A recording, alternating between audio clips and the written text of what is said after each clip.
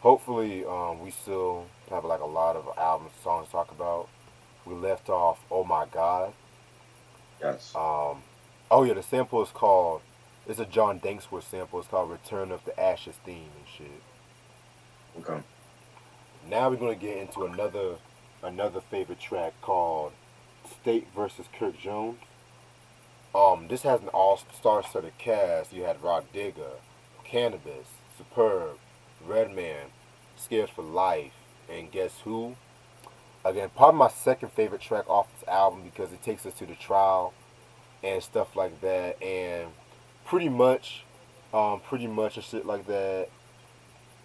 He's prosecuted and stuff, and it's a very dope track because it gives insight about the whole black man prison shit, and he's fearful of going back to prison. Um, you know, it's kind of crazy seeing Rod Digger as the judge and shit like that. Wait, wasn't she the judge? Yeah, she was a judge, and if I'm not Yeah. mistaken, Cannabis was like the bailiff. I thought Cannabis was part of the defense team Oh, he was a for Kirk. prosecutor. Yeah, he was a prosecutor and The shit. prosecutor. Yeah, man. This shit kind of reminds me of something you would have heard on Prince Paul's "A Prince Among Thieves" album. Yeah. It definitely has like that Prince Paul feel to it. Yeah. And Redman was the defense for the other it wasn't he was the defense for I don't remember but who actually like was it for the state or was it for X1 dying? I think he was defense for X1 dying. Okay. Yeah, man. That's basically what I have to say about Mistake versus Robert Jones. Yeah, definitely a very, very, very cool track right here. Yeah, that definitely was a dope beat and the pianos on it, the bass line, and the whole story with putting Kirk Jones on trial. Rod Digger playing the judge, and she was tough, man. She didn't take no shit. And then you got Redman playing the defense like for the state, and Paul DeJoy. There was a guy called Paul DeJoy. He was like a witness, and then Cannabis was a prosecutor. He called Lord Superb. Rest in peace to him. He was part of was not Theodore Unit, American Cream Team with Raekwon, Yeah. his crew, and he played one witness. And then I like Cannabis, the way Cannabis started it off, and he says, "I have the original copy of the police report, January the 4th, the day Kirk Jones got caught. The forensic report states there was a gun in the car, and gunpowder residue, and Kirk Jones right home. And it's so detailed, you could you've seen that like on probably like Law and Order or like CSI or something like that. And I like his bars the most, and the way that he defended Kirk Jones, and Redman was on it. He was dope, and everybody played their part in this song. It was like almost like they were going through like a real court case, and they played their characters well. And this could have had like a video for it as well. This was definitely a dope song. Yeah, I definitely feel with you on that. Like this definitely could have, like I know even it could not even have been a single, just release it as a video and shit. Imagine that. Oh, yep. Um, what's the next track? Then we're gonna have a skit called a Kirk Jones Conscious 2. Um, Right.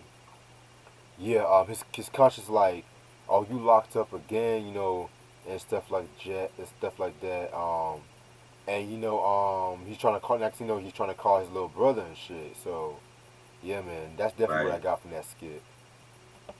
Yeah, that was cool. He's like, when you incarcerated, you want to make sure your loved ones is okay and all that, and that goes into like the baby brother track, and he's talking about his real life baby brother, and how he raised him and all that. That was cool. Facts, and which leads us into the next track, Baby Brother, which features Dave Hollister and produced by DJ Scratch and shit like that. Um, Pretty much he's in jail talking to his little brother, and it's another one of those detailed tracks. And he's Hmm. pretty much shocked because his little brother is going through the same shit that his older brother went through, and it's kind of like a hard look and shit like that because of the fact, Mm-hmm.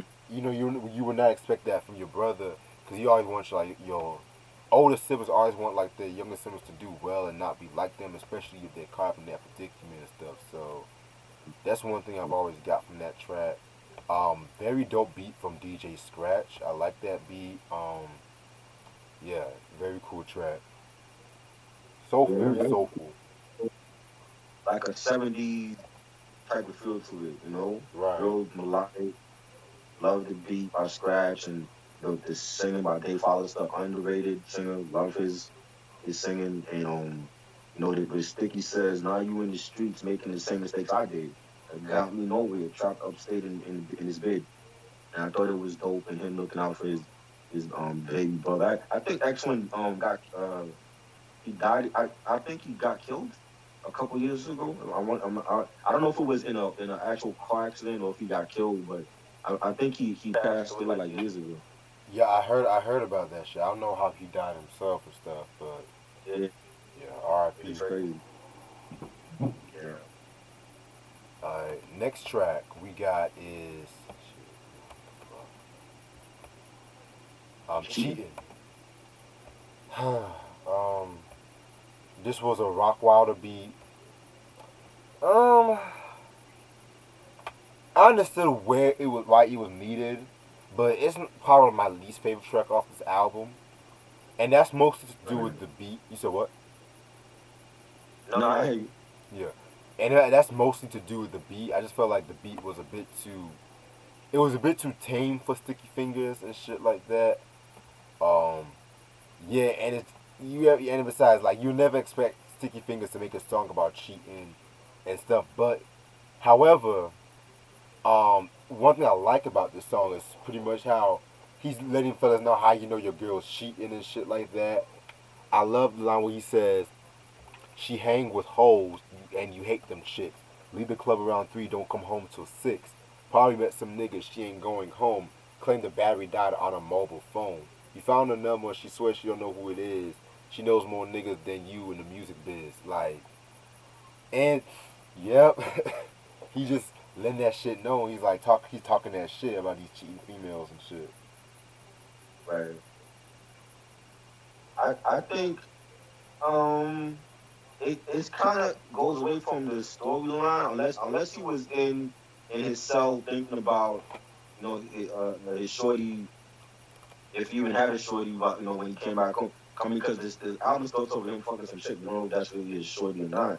Could have Right. been some bitch he was just fucking or whatever. And I think maybe he could have been in his cell and thinking these wild thoughts about, or these paranoid thoughts about, what is my chick doing while I'm here in this, incarcerated, and is she cheating on me? Is she being loyal to nigga like a lot of women do when they have a nigga locked up or whatever.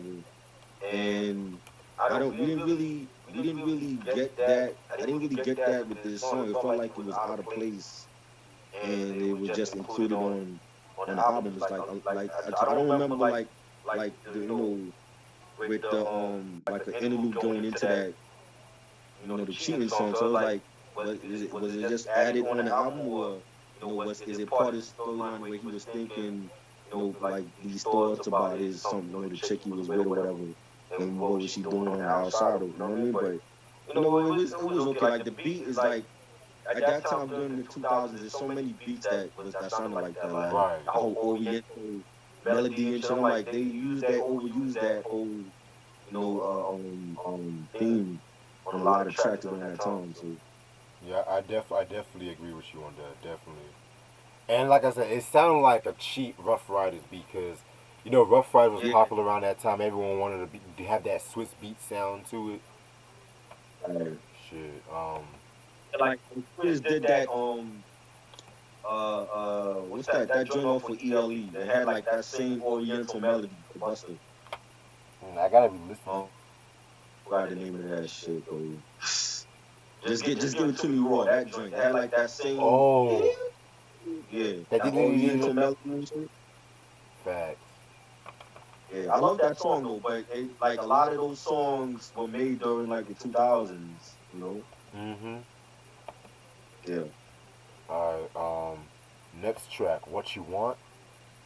Love this track. It's like a braggadocio, another like one of those braggadocio tracks and shit. It features X1. Um, yeah, man, definitely a very cool track and stuff. I like X1 when he said the line, "I want in on every crack sold in the street, holding the heat on top till I'm old with no teeth. Blast three through the artery, it's hard killing me. I love artillery, particularly AP ones." Like I love that fucking line and shit. Talking that shit. Yeah, that's like them just wanting to be rich and have everything, and it seemed like X1 and Sticky like always work well together. Like they have good chemistry, and I guess that's because they're brothers in real life. And like I witnessed that on the Shut 'Em Down album, where like it was a lot of good chemistry with X1 and Sticky, and they're a great collab. I love the beat and the bass line, and the chorus. I want lump sums, CDs, and trust funds. Sticky said, I want Bogart, match out your gold card. Just fire joints, fire lines by Sticky and by X1, and definitely one of my favorites on here. Again, it's not like like there was no interlude to go into this song, but it was like I'm assuming it was like maybe he was like sitting in the cell and he was like daydreaming, like damn, like I want this, I want to get rich, I want to have mad cars and houses and shit. And I thought it was a dope song. Shoot. Yeah, definitely very, very dope song and shit like that. Um, Next track, Ghetto, featuring Petey Pablo. Yeah, just bigging up the projects where he's coming from. That's pretty much what I got from that. P. Pablo, North Carolina stand up. All my North Carolina fans should know about him and shit like that. Yeah, this very dope track. Like, I love the chorus where he's talking about, can he be rich and be ghetto? Yep. And just cause you poor don't mean you are ghetto. It's like, just basically just having pride where you coming from and shit, you know what I'm saying? Yeah, and then after there is a little interlude after what you want, because it's like, remember, it's like he was buying drugs from the dude who turned out to be um X1's character. He was his cousin, Mm-hmm. and he was buying like drugs from his cousin, the dude cousin, and then his homeboy. I guess the cousin found out about him dying in a car crash, and blamed it on Kirk, and then he tried to shoot him or whatever, Right. and that led into the ghetto song. And I never been a fan of Petey Pablo, even when he was working with Timberland. But I mean, that was a cool song, and like the stuff, some of the stuff he was saying was like a lot of black people could relate. Like when he said, you ghetto when you gotta use a wrench for a channel change or no antenna, you gotta use a metal hanger."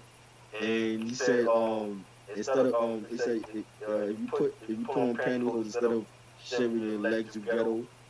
Talking about the women, and always looking for what he said, always looking for a discount till the day you die. I got 3 kids by 3 different guys, and a lot of females with kids with 3 different baby daddies. So I know a lot of them. So that shit is true. But I thought that was like a funny ass song. For real, definitely. Continuing on with like the comedic side, we have "What If I Was White" featuring Eminem. Damn.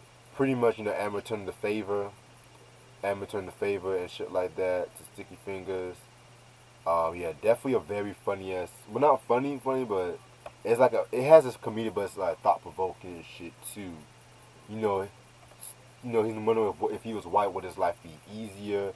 And Eminem just coming with the ad libs, coming in with saying his line and shit like that. Yeah, very, very, very dope track.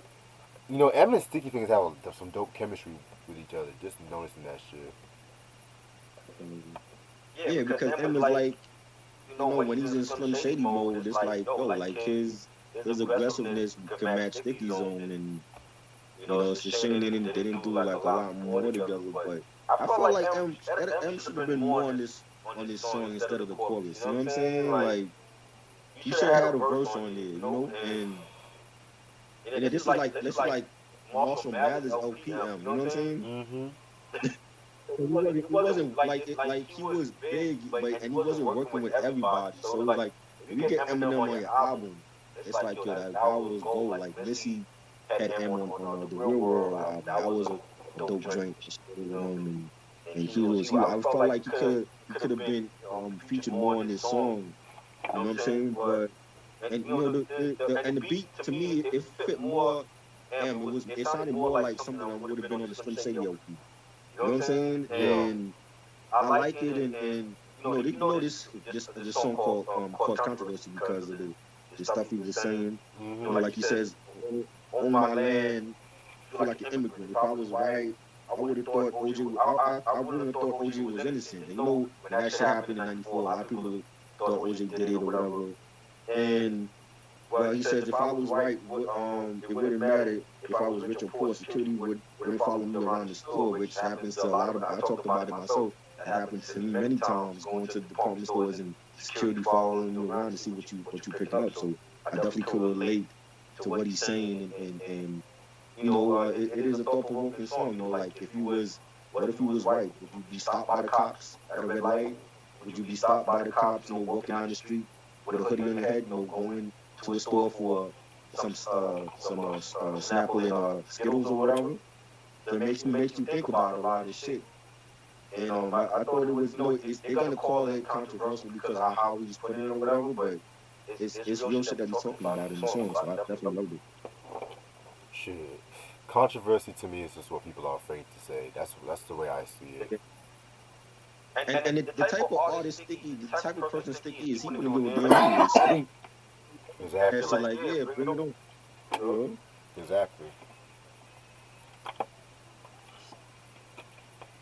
Alright. Next track. Sister I'm Sorry featuring Chocolat. Pretty much excuse me, shit. Pretty much what I got from that track. Sister I'm Sorry. It's like his way of apologizing to black women, if that makes sense. Right. And the way I see it, like, especially with some lines, like, I'm gonna pull them up right now. And it's kind of something you wouldn't expect to hear from Sticky Fingaz himself and shit like that, you know what I'm saying?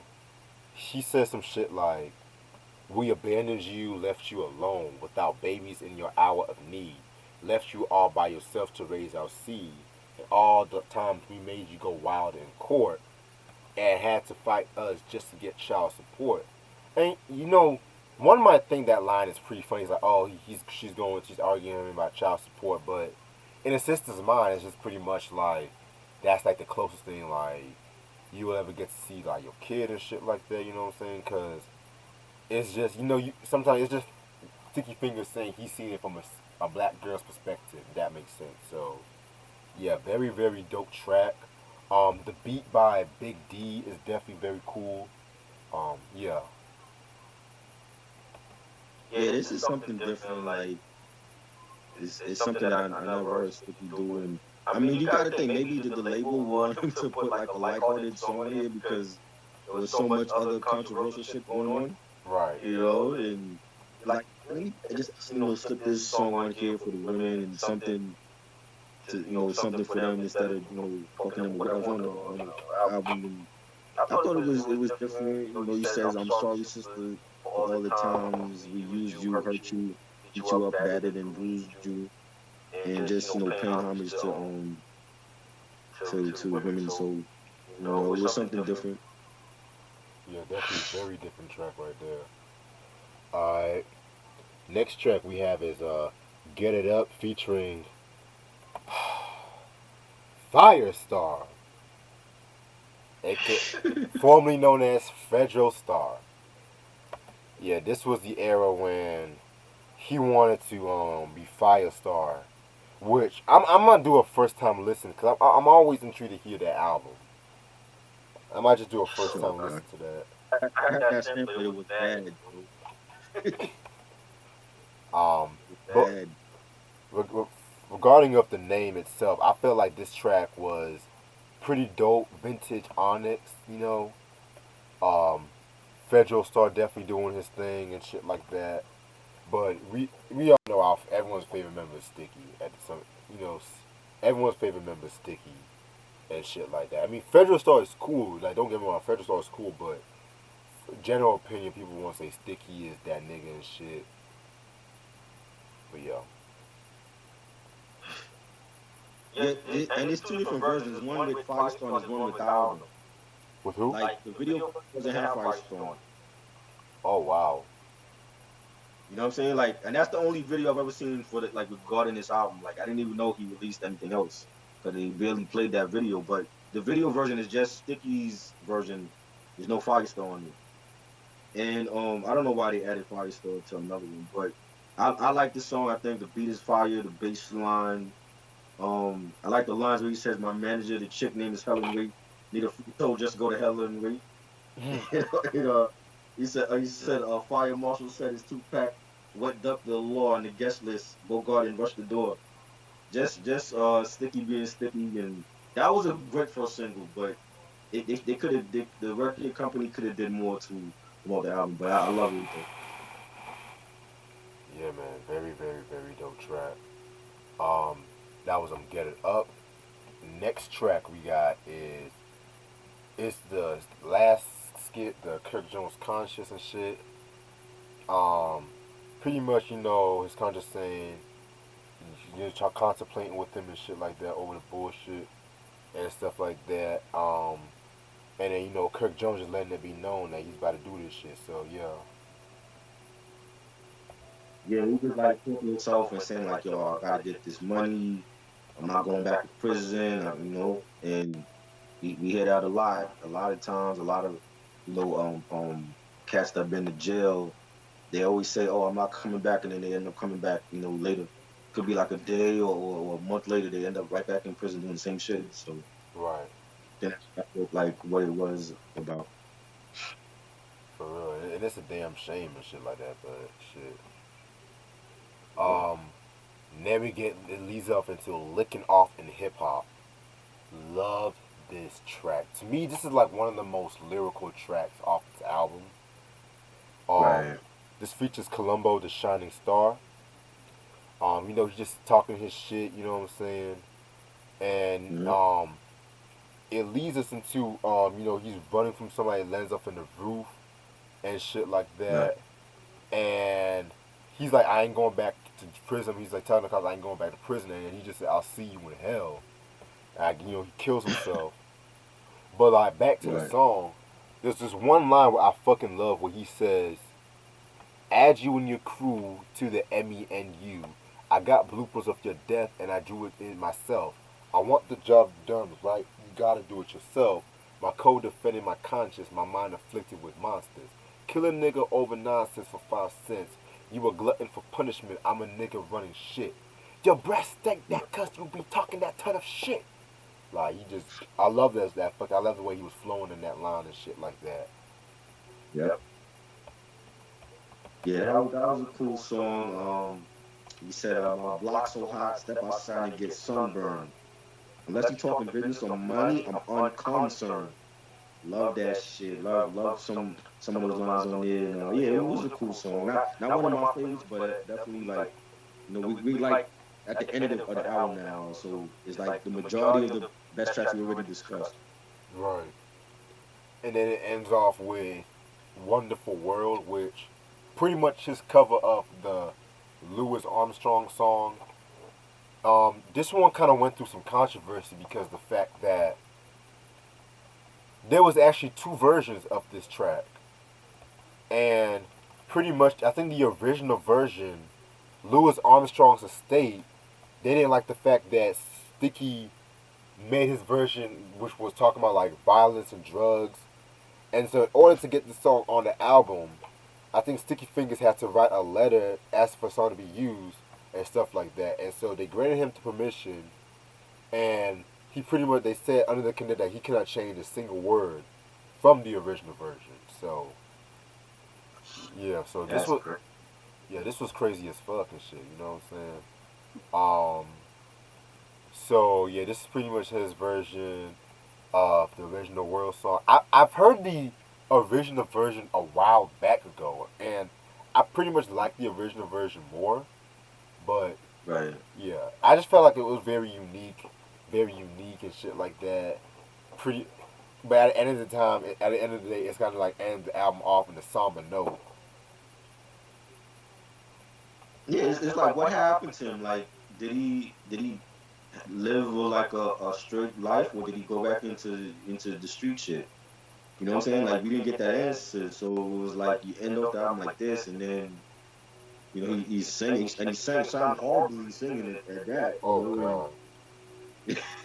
he's talking about like it's easier to get a gun nowadays for kids and an education, and I guess it was supposed to be positive, but I'm like, well, what about the story of the album? Like, what happened to Kirk Jones? That's what I wanted to find out. It's Exactly. sort of like a cliffhanger, like, are we getting a part two at some point? But you know, the fact that he had to write a letter, that's crazy. Like, picture any of these artists doing that now. None of them would do that shit now. Like write a letter just to use the sample. Like, he really wanted this song on the album, man, because I I didn't respect think it that. was like great.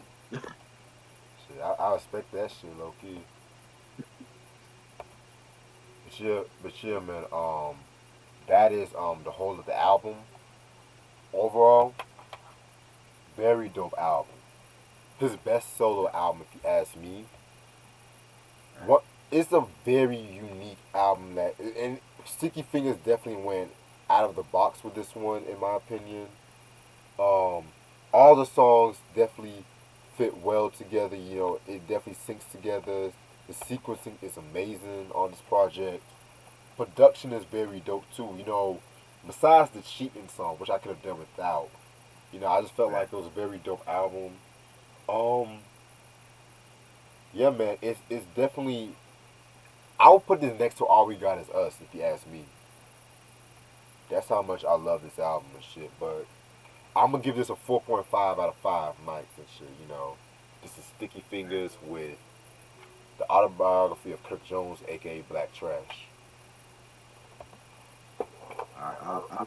I think it's definitely a dope concept album, and we don't have enough of that, especially now in this era. We don't have enough of those concept albums, like something that make you like stick to to hearing it, and it's like disposable, and I love it. Like a lot of the songs that made you think about what he was saying, that the cinematic view that he was portraying, like oh my God, and why, and Money Talks, and the State versus Kirk Jones. Like, those songs were like, you could have made a movie out of those songs alone. You know what I mean? Yeah. And the production was dope, and he just Sticky being Sticky, and he did something different for his, something to stand out for his first solo album. Not some regular shit he could have did with Honesty. Wanted to stand out, and make you talk about it. Even now, like many years later, and I think it was dope. I definitely would give it a 4.5, and just based off of the concept alone and the way that he went about making the album, and from the intro to the last song, and having like Omar Epps on there, and Redman and Rob Digger and Eminem, who was probably the hottest rap star at that time, him and Jay-Z, and just a dope concept album, and people definitely need to check it out if they haven't. I like it. Definitely solid album. Yeah, definitely a very solid album. Very well said too. Yeah. Yes, y'all. I'm glad y'all enjoyed it. We definitely got like some new people on the chat too, which I'm fucking with. My apologies for the technical difficulties earlier, but we still succeeded and everything. We fixed the problem. A few things I have to say. I was thinking about doing another music video reaction this Sunday, maybe. Right. Yeah, Okay. because I had to trim out some shit too.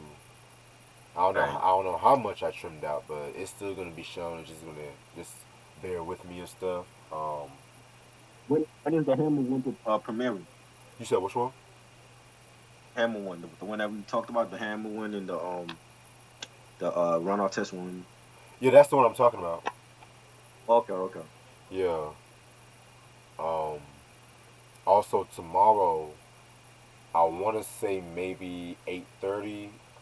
I'm gonna be reviewing. We're both gonna be reviewing Guru's solo album, Jazzmatazz Volume One.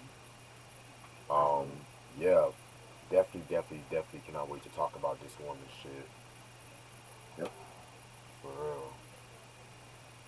Yeah, but yeah, we and also we definitely earlier today we also did a top 25 solo debut rap album on Try's channel. So check that out if you guys haven't Yep. checked it out yet. Yeah, we had a lot of fun doing that. I was dying earlier. Oh, Yeah. Oh, yeah. Oh, and that reminds me, I mm, might I might sometime this month. I don't know when, but I'm really gonna review this J Electronica album. oh yeah. What the- Well, excuse me, this J Electronica and Jay Z album. Watch oh the Throne man. 2, the long-awaited solo album, which I've seen a lot of ignorant comments lately, and I have to talk that shit. Crazy. I have to talk that shit, man. Fucking everyone talking about that's the next only bill for my Cuban links. Like, the fuck out of here. Like, Never. and this is coming from somebody that listened to Jay Z, all of Jay Z's albums. And I've Yeah. witnessed a lot of fans lately saying how a lot of fans every little thing he says, he might not even say the most hottest shit, and they dick ride into every one of his lines and shit. And I love Right. Jay, I love Jay. I'm not talking shit, but I'm just seeing people, a lot of fans doing that crazy shit. I don't. I think the thing is, a lot of these young fans came in on the 2000s, Jay. So they don't know about Reasonable Doubt. They don't know about I Can't Get With That Jay or Mm-hmm. you know or Flavor J when he was spitting fast on that joint or their President's Jay. They came in on after if you came in on after the Blueprint one, it's a different Jay Z. You know what I'm saying? Like they might have came in on American Gangster Jay, or they might have came in on Blueprint 2 or Blueprint 3. It's a different Jay Z compared to what he was spitting back in the early 90s. And you know what I'm saying? I don't at this point it's like I've heard everything Jay has said. Is like I don't nothing right now gets me giddy about what he's saying. You know what I'm saying? Because I've heard everything from Jay, like even the unreleased joints that a lot of people probably haven't heard. So it was like he hasn't said nothing to me in years where I'm like, oh damn, what he said, I gotta rewind. You know what I mean? So Yeah. that I think just for the younger kids, it's like because that the younger kids, unless you're listening to like underground, street shit, the majority of those mainstream cats, they're mumble rappers, so they're not saying nothing of interest to the ears. So when you hear a nigga like Jay Z, you're gonna be like, yeah. I mean, a 14-year-old that listening to Jay Z now that normally is listening to Little Yachty or Megan Thee Stallion, they're gonna be like, oh shit, Jay Z, what do you say? I gotta rewind that back because it's some dope shit that you haven't heard because your favorite mumble rapper ain't saying what Jay Z is saying. So I think that's what it is. But for me, it's like I grew up on Jay from the beginning, so it's like he ain't saying nothing that's so great compared to what he said on Dynasty that was hotter, or what he said on the Blueprint or Hard Knock Life Volume 2 that was hotter. You know, Right. Man. But like, I don't know. It's just, I just don't get the hype for the album. I really don't. And I'm just being, y'all know I'm always honest with what I like, what I don't like, it, and it's just the thing, like, it's trendy, what's trending, and I'm like, they make some big thing out of it. I'm like, well, I'd rather hear the drinks that he did with Just Blaze that never came out. I'd rather hear those because that's probably like the last great stuff Just Blaze ever did, for him in Saigon. So I'd rather hear the Just Blaze shit than this shit that he had out. shit. I'll give you that, bro. I'll definitely give you that. Shoot. Shit. Yeah. You know, I know people are asking me about the Shut 'Em Down. by Onyx and stuff like that. That's coming soon. That's coming soon. I don't know when. Just stay tuned for that one. Yes, Sam, Murder Music. That's coming soon too. I don't know when. I have a lot of more albums, and I'm also just trying to fix this whole YouTube shit. Shoot. Did you hear about the Alicia Keys battle? The plan. Alicia Keys once in on one of these battles, and it was talks about her like she wants to battle John Legend, and then people are saying that she should battle somebody like Jill Scott Yeah, because if she battles John Legend, it's like they might give it to Alicia because she's a female or whatever. yeah, I heard about that bullshit. Right. And yeah, I showed you the post like and then like the RZA and Primo that came out of nowhere. You know what I mean? And I don't know, like JD pulled out of the tracking masters battle, and we still waiting for the Teddy Riley and Babyface battle to happen. Oh, You know, at this point, that's never gonna happen, man. but it's like I mean, like I said earlier, like if RZA wants to win and he beat off a Cuban Link, that'll do it for him. That got to be your cleanup hitter. You like he got to use Cuban Link as the last thing to play because if you start too early, you could lose. I think with the beat selections, see like the Scott Storch and Manny Fresh, I love that. I love like every beat selection Scott Storch used, it was a mega hit. Like the shit he did for Beyonce first album, the Justin Timberlake Crimea River, the Roots, what's the joint with Erica Badu, and every beat selection he played, it was a mega hit. The thing with Manny Fresh is like he didn't play all the heat that he had, and it's like he played a lot of like shit from like the Big Timers or Wheezy shit, like early Wheezy shit. But it was like he wasn't really versatile because he was like everything that he played was all Cash Money. He didn't really work outside of Cash Money except for like the Ti and the Young Jeezy joints he played. But Scott Storch has worked with everybody. So that's why it was like easy for him to pick and choose. Like, yo, I'm gonna hit you with Baby Boy. I'm gonna hit you with Me, Myself, and I. I'm gonna hit you with, you know, the the Roots joint. I'm gonna hit you with this joint. You know what I mean? It's still Dre. So he had a kind of hits. You know what I'm saying? And I Yeah. think that's what that's what RZA gotta do. Don't try to go away from the plan. Like you want to be primo, you gotta kick niggas with your best joints from '93, I said, to like '98, '99. Because after that, he wasn't in his bag anymore. You look at 2000s RZA. What's the last big hit he had in the 2000s? Anybody know? Shit. I can't remember. You know what I'm saying? Yeah. What's he gonna play? I mean, other than the W shit. You know what I'm saying? Like, if okay, you go there for the W. If you play like Gravel Pit, or you play you know the jump off or whatever. After that, it's like you got Iron Flag. A lot of people didn't like Iron Flag. I like a couple joints. I think Y'all Been Warned is like one of the best joints to play.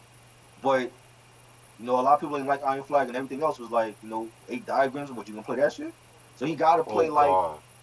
in his bag. You know what I'm saying? Like you got to play the first two Wu Tang joints. Got to be on the playlist. Some of them joints got. I don't care if it's a hit or a regular album cut. You got to play joints from the first two Wu Tang albums. You got to play shit from Iron Man, from Takal, and ODB first album, as well as Cuban Link. I said any beat off of Cuban Link, he can win with that shit. You play Incarcerated Scarface's last, you winning that battle.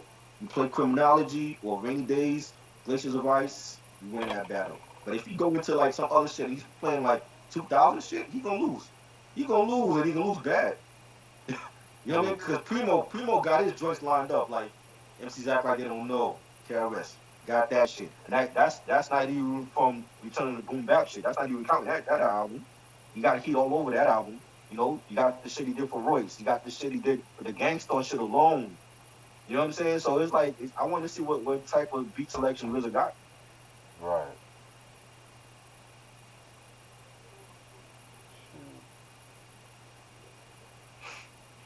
Shoot. You know what I low key want to see? Uh-huh. Marley Marl versus Easy Mo B. That would be a good battle too. definitely. And they got a lot of dope, especially Molly Mall. He got a lot of dope remixes. Facts. You know, I definitely would like to see that, man. Like Molly Mall needs to reintroduce himself to this generation anyway. 'Cause a lot of them don't know who he is, so they probably think he's dead. Shit. You know, Um, I Ronnie. I really want to see Pete Rock jump in this shit. I wanted to see Peter and Primo, but I don't know. But I definitely think Pete Rock needs to jump in this beat battle with somebody. Shit, that would be You know? interesting as fuck. Eric Sherman jump in there. You know, Alchemist Muggs jump in there. We need to see more of these battles. Ronnie, my favorite genre is hip hop. So I know if Dilla was alive, he would have jumped into one of these battles, bro. I think he would have did it. Shit. What about Dr. Dre?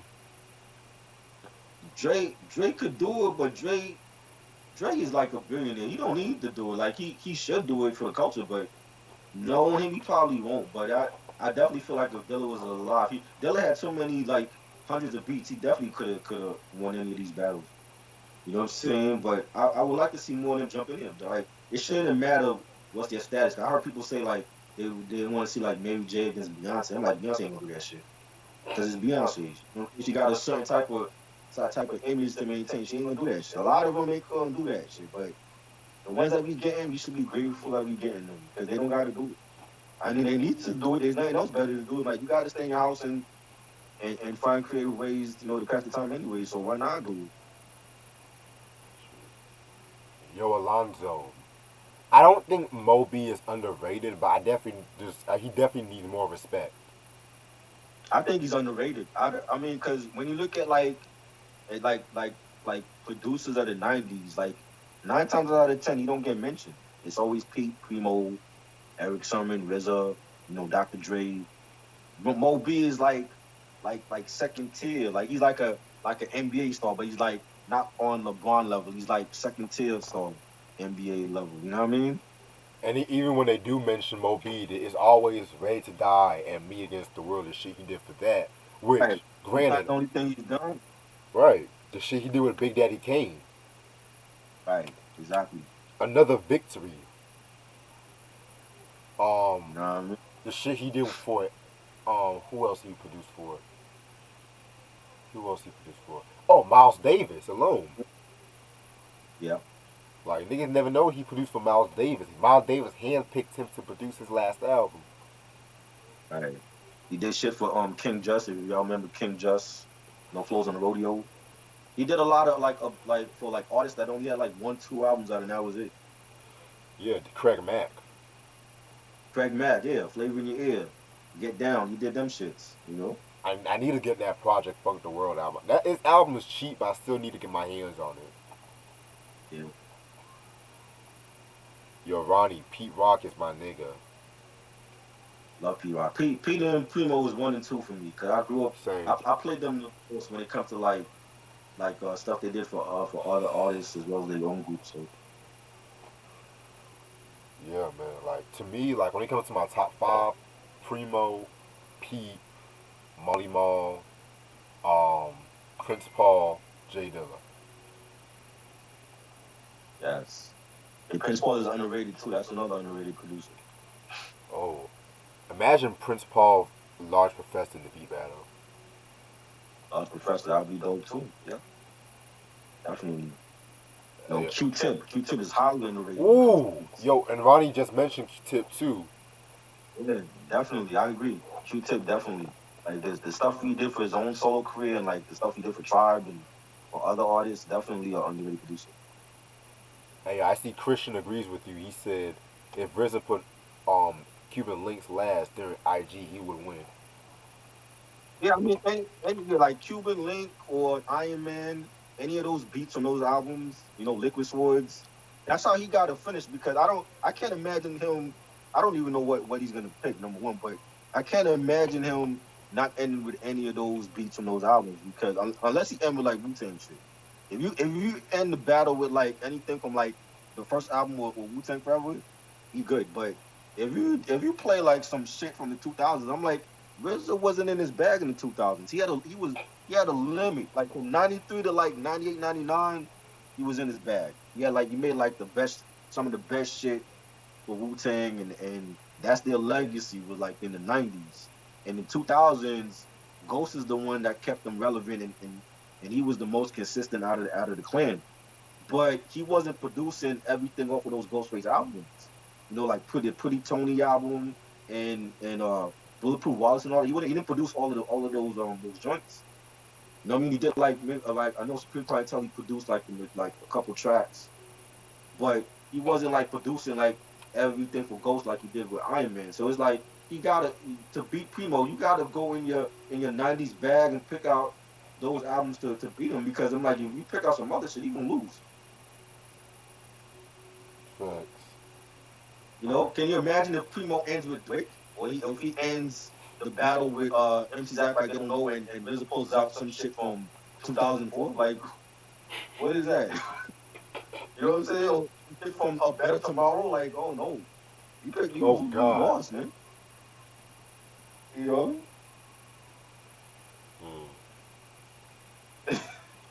Mm. Alonzo said Buck Wilder showbiz. Ooh, Mm. showbiz. I'm gonna give the slight edge to Buck because Buck alone, like he's another one that had like great remixes, like the Alcoholics Damn remix, the Funk Dubious Rock On remix, Beastie Boys Get It Together remix. Like he did like some dope ass remixes during the '90s. You know what I mean? I love Showbiz too. Showbiz is still putting out that heat. They got a new artist called David Bars, and he down with the GATTC crew, and he did like all the production for him and everything. Like he's still putting out heat now, but I don't know, man. I gotta give the slightest. But if Buckwild ever was in a battle and he played like some of those remixes, it's a rap. It's a rap, definitely. Yeah, man. I have to give it to showbiz alone, man, because show got some And, heat. and, and you know, and they from the same crew, and a lot of those albums, like OC shit, they produced on together. You know what I'm saying? Or the Right. DITC album produced together. So it's like that would be tough though. That's a good battle. Exactly.